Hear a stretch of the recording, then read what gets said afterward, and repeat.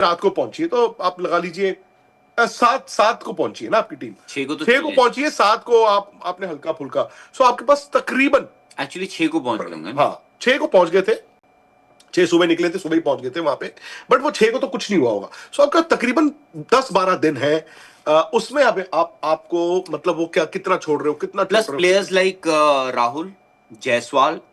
जुरेल को तो चलो, करुण नायर, आपका मतलब ये पहले खेल चुके हैं, ये वहां पर हैं, उनको अंदाजा है, वहां पे एक्लिमेटाइज तो खैर हो ही चुके हैं। केएल राहुल का इंटरेस्टिंग होगा, क्योंकि केएल राहुल ने, आपको याद होगा ऑस्ट्रेलिया में पहला टेस्ट मैच वो खेलने आए, उन्होंने एक तब्दीली करी, उन्होंने अपना गार्ड जो है वो ऑफ स्टंप का गार्ड लिया। अब वो चीज, और उससे उनको एक चीज पता थी कि बॉल कहाँ आ रही है, मतलब द मोमेंट उनको एग्जैक्टली पता है कि बॉल का आप खतरा निकाल देते हो। तो आपको ये था कि आपको ये पता था कि मेरे को कौन सी बॉल खेलनी है, कौन सी नहीं खेलनी है, जो थोड़ी सी भी बाहर आ रही है यू कैन लीव इट, आप उसको छोड़ सकते, बट क्या वो इंग्लैंड में आप ऑफ स्टंप गार्ड से नहीं बैटिंग कर सकते ना। इंग्लैंड में आप ऑफ स्टंप गार्ड पे आ गए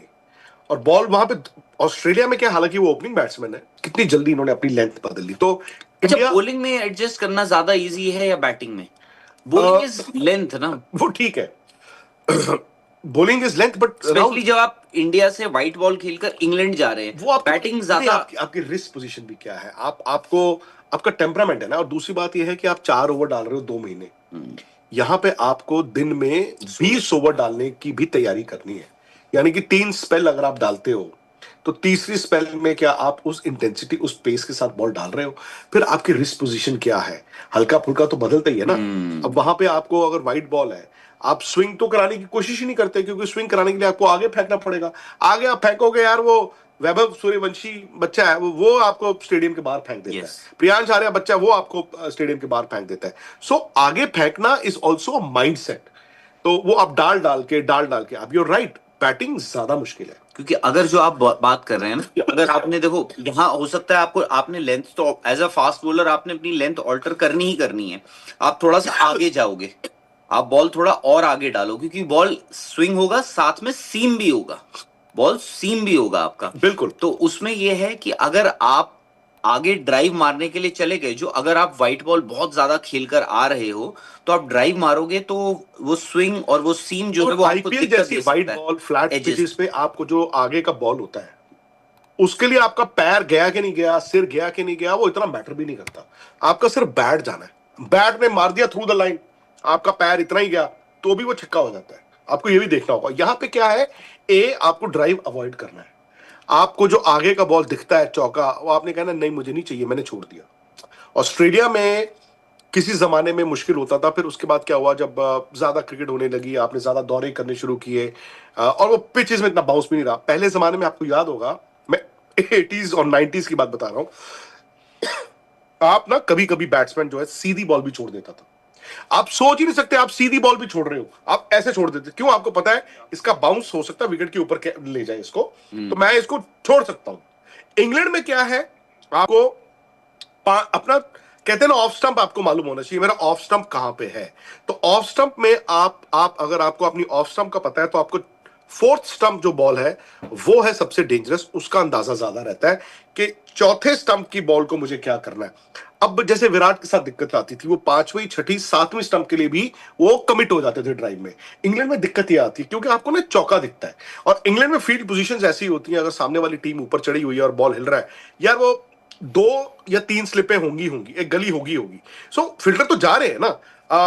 आप एक मिड ऑन रखोगे, आप एक स्क्वायर लेग रखोगे, एक 5 लेग रखोगे, फिल्टर गिनने शुरू करो, सो आपका एक पॉइंट हो जाता है, और उसके बाद क्या होता है, आप कवर पॉइंट ये एक्स्ट्रा कवर रख लेते हो, कभी कभी मिड ऑफ भी नहीं होता और कवर्स भी नहीं होता, तो बैट्समैन को रन स्कोरिंग कहां दिखती, बैट्समैन को जब आगे बॉल दिखता है वो कहता है मैं इसको खाली कवर है, एक तो मिड ऑफ पे ड्राइव मार देता हूं, या जब खाली है कवर्स तो मेरा एंगल बैट से ऐसे चले जाता हूं, भाई रन भी तो करने हैं ना, अब छोड़ रहे एक बॉल आपको दिखता है, अब वो बॉल पे अगर आप 100% आपका सिर आपके पैर को नहीं लेके गया, आपका सिर लेके जाता है ना आपकी बॉडी को, और बॉडी के साथ पैर जाते हैं, तो आप आउट हो गए।